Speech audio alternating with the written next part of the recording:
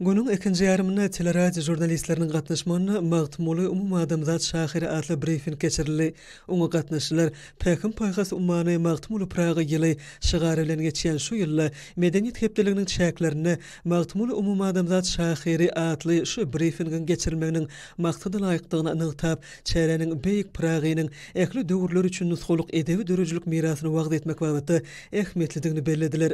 Çykyş edenler magtymly Pragynyň eserlerini öňe sürilýän insan-perwer maksatly umum adamzat ähmiýetli pikirleň wagt edilmegine teleradio jurnalistleriň möhüm orun eýeleýänlikler barada giňişlendirip geçdiler.